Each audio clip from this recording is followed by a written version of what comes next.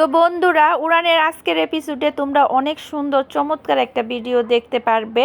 তো প্রিয়াঙ্কা নাইট ক্লাবে এসেছে, সাথে অনিও এসেছে।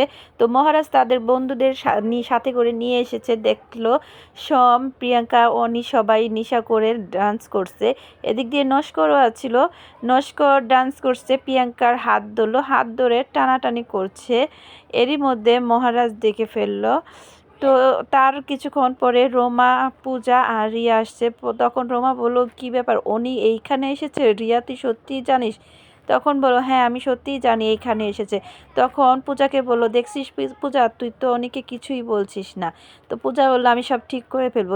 এদিক দিয়ে আবিরও চলে এসেছে। তখন পূজা বলল, আবির তুই এখানে? তখন রিয়া বলল, আমি বলেছি। তখন আবির বলল, কেন, আমি আসলে তোর সমস্যা? তখন পূজা বলল, না মিস্টার মাথা গরম, তোকে কালকে কি করেছে মনে আছে? আবির বলল, হ্যাঁ আমারও মনে আছে, এবার তোর হাজবেন্ড আমার সাথে লাগতে আসুক, আমিও দেখিয়ে দিব। তখন পূজা বলল, তুই জানিস না মিস্টার মাথা গরমে কিন্তু রেগে গেলে অনেক রেগে যায়। তো এদিক দিয়ে নস্কর প্রিয়াঙ্কার হাত ধরাতে নস্করকে এমন এক চড় দিল, তখনই নস্কর মাটিতে পড়ে গেল আর নস্করের বন্ধুরা টেনে ধরে নিয়ে গেল। তো এটা দেখে অনিও ভয় পেল, অনিকে ধরে একটা চড় দিতে রাখলো মহারাজ।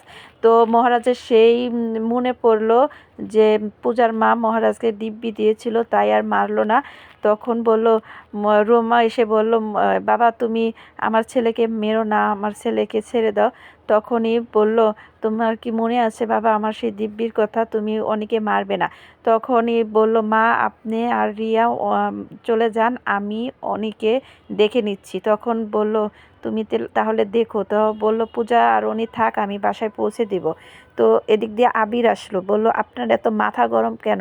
আপনি সব বিষয়ে আপনি যেটা বলবেন সেটাই। তখনই পূজাকে নিয়ে মহারাজ ডিজে ডান্স নাচা শুরু করলো। এটা দেখে আবির তো অবাক হয়ে তাকিয়ে রয়েছে। পূজাও অনেক খুশি যে মহারাজ পূজাকে নিয়ে ডান্স করছে। তো বন্ধুরা, উড়ানের এপিসোড তোমাদের ভালো লাগলে একটা সাবস্ক্রাইব করে দিও প্লিজ।